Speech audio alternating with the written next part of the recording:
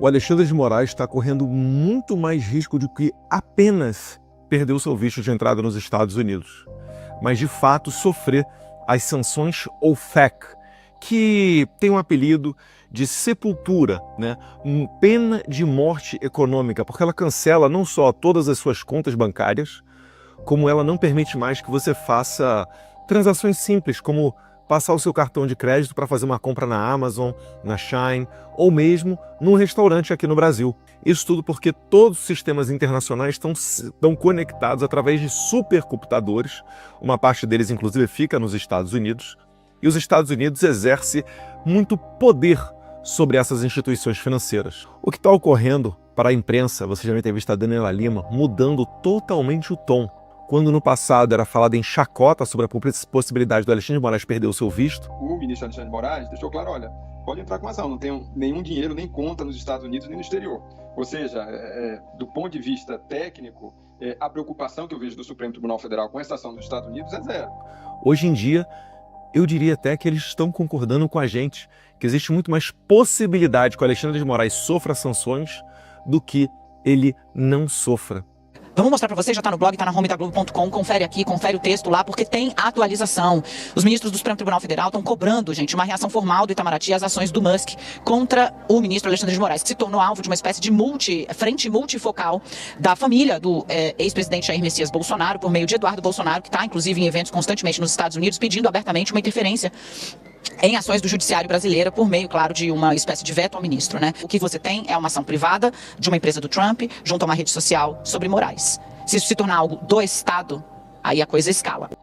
Isso, né? Eu vou lembrar para vocês de alguns fatos. Hoje, quarta-feira, será votado na CCJ do Congresso americano, né, da Câmara dos Deputados, o projeto de lei da deputada Maria Elvira Salazar, o qual fará com que os violadores da liberdade de expressão, ainda que no exterior, percam o seu visto americano, porque ela fala que não será permitida a entrada deles no território americano, quando eles violarem essa liberdade de expressão que está sagrada no artigo 1º da Constituição Americana contra norte-americanos, que é exatamente o caso em que o Elon Musk, né, e empresas norte-americanas. É claramente o caso onde o Elon Musk acabou entrando em conflito ali com o Alexandre de Moraes. O Alexandre de Moraes tirou o X do Brasil, não permite que a Rumble venha ao Brasil.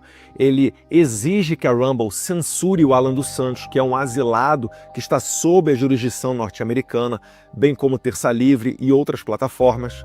Então isso tudo fez com que a deputada Maria Elvira Salazar apresentasse o seu projeto. Ela apresentou semana passada, antes, né, do nosso encontro, onde eu e Paulo Figueiredo nos encontramos com a deputada Maria Elvira Salazar, e aí ela se comprometeu, e no mesmo dia ela representou o projeto de lei, porque é uma nova legislatura, ela tinha apresentado ano passado, tem que apresentar de novo agora.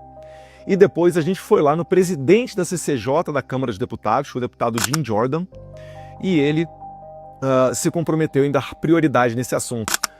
Dito e cumprido. Uma semana depois da nossa visita aos Estados Unidos, já estamos colhendo mais esse fruto.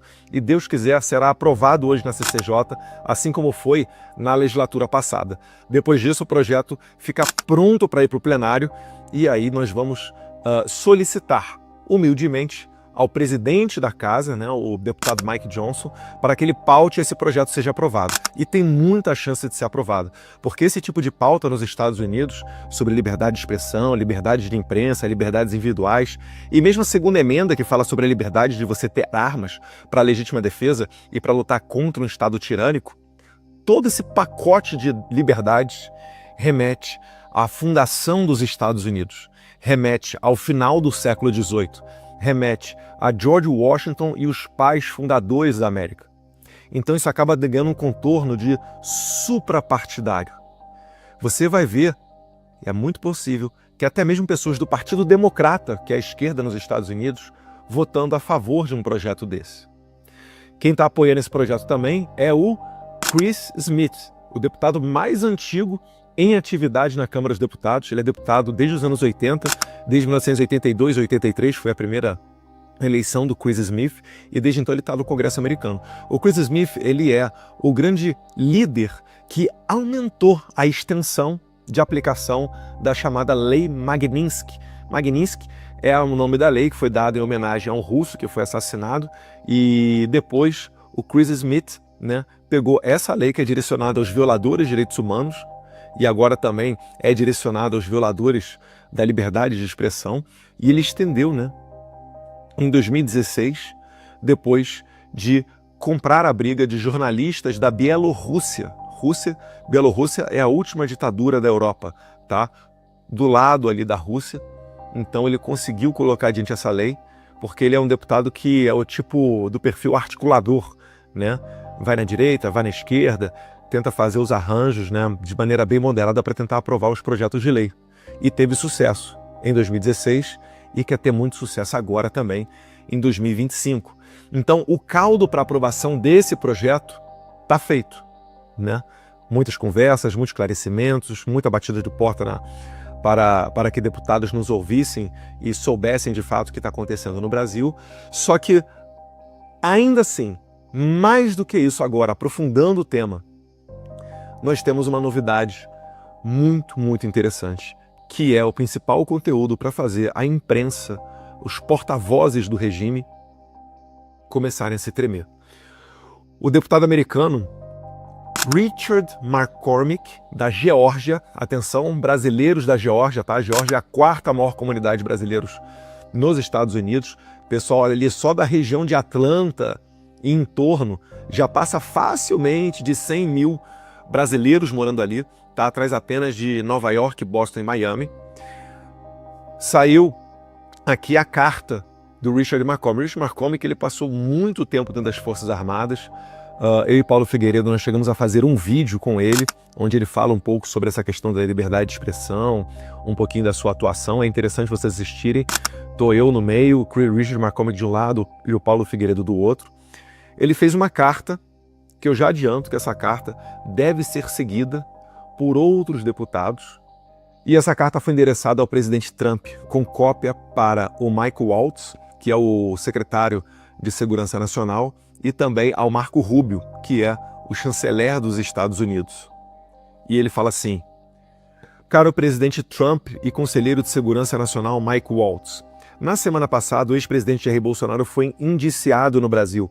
Indiciado para eles é quando começa o processo formal, não é um indiciamento policial que a gente está acostumado aqui no Brasil, tá? Foi indiciado no Brasil em uma tentativa flagrante do regime brasileiro de afastar o principal candidato para a eleição do ano que vem. Ele sabe que o Bolsonaro lidera as pesquisas, tá? Nós apresentamos a ele as últimas pesquisas feitas no Brasil. A acusação do ex-presidente Jair Bolsonaro não é sobre justiça, é sobre eliminar a competição política por meio de guerra judicial, a lawfare. Assim como o presidente Trump foi alvo antes de fazer o maior retorno político da história. O juiz da Suprema Corte Brasileira, Alexandre de Moraes, que está na boca lá das autoridades americanas, transformou o judiciário brasileiro em uma arma para esmagar a oposição, proteger o presidente Lula e fraudar a eleição de 2026 antes que um único voto seja lançado. Suas ações são um ataque direto à democracia, à liberdade de expressão e ao Estado de Direito. E, respeitosamente, solicitamos que você tome medidas para garantir que o Brasil celebre uma eleição livre e justa em 2026. E o deputado Richard McCormick, ele continua: Moraes não é apenas um problema para o Brasil. Preste bem atenção. Ele é uma ameaça crescente para os Estados Unidos. Ele já tentou censurar empresas dos Estados Unidos, suprimir a liberdade de expressão e minar a soberania digital americana. Seu ataque a plataformas como X e Rumble levou a processos judiciais da Trump Media, expondo seu flagrante desrespeito à lei dos Estados Unidos e às proteções da primeira emenda da nossa Constituição. Então, meus caros, eu hoje tranquilamente falo para vocês, né? Só esse ano eu já fui 3 vezes, estou na 4ª vez agora para os Estados Unidos e pode ter certeza que não é para pular carnaval. A batata de muitas autoridades brasileiras está assando. Os advogados do Trump que estão movendo esse processo contra o Moraes, eles falam que é muito semelhante, para não dizer idêntico, o caso do Alexandre de Moraes com o caso do promotor do Tribunal Penal Internacional que já sofreu as sanções OFAC. Em ambas as oportunidades, eles estão tentando invadir a competência, a jurisdição norte-americana. E foi essa a razão pela qual não só o promotor do TPI, mas como todos os investigadores foram sancionados pelo Trump. Quando você toma uma sanção ao FEC, você perde seu cartão Visa, Mastercard, American, você perde o seu visto de entrada nos Estados Unidos, que aliás com visto americano você entra em vários outros países, como por exemplo o México, porque os sistemas migratórios internacionais eles conversam entre si, então quem tem problema para entrar nos Estados Unidos vai ter problema para entrar em outros países, dentre várias outras questões. E relembro aqui, caso alguém ainda não saiba, o sancionado, qualquer pessoa que ele venha porventura a contratar, a comercializar, qualquer banco que venha abrir uma conta bancária para ele, fica sob o risco de ter as mesmas sanções impostas contra ela. É por isso que fala, né, que é a pena de morte financeira. E não seria apenas para Alexandre de Moraes, mas também para boa parte, se não a totalidade, da equipe de investigadores da Polícia Federal que estão debaixo do Alexandre de Moraes cumprindo as suas ordens ilegais. Então, para você, né, policial federal que entrou em contato com o FBI americano, não através de carta rogatória dos canais oficiais, ligando para Paulo Figueiredo, Paulo Generoso, Doutor Camarinha, para pegar o depoimento deles, pode ter certeza, a sua batata também está assando. E além do mais, você que está envolvido no caso da inserção falsa, né, a suposta, vamos dar o benefício da dúvida, né? Suposta inserção falsa do Felipe Martins nos Estados Unidos, a sua batata está assando mais ainda, porque aí você meteu o pé fundo, né, na jaca de um delito, de um crime nos Estados Unidos, e lá política migratória não é brincadeira, fronteira não é brincadeira. Então vamos ver o desenrolar dos próximos passos. Alexandre de Moraes cometeu um erro muito grande, né, na sua soberba de poder, de achar que poderia peitar o homem mais poderoso do mundo, de achar que poderia peitar plataformas norte-americanas, e aí ele arrastou todo esse problema para dentro dos Estados Unidos. Vamos ver as cenas dos próximos capítulos, mas se Deus quiser, nós estamos assistindo o começo do fim. Que Deus abençoe a América, que Deus abençoe o Brasil.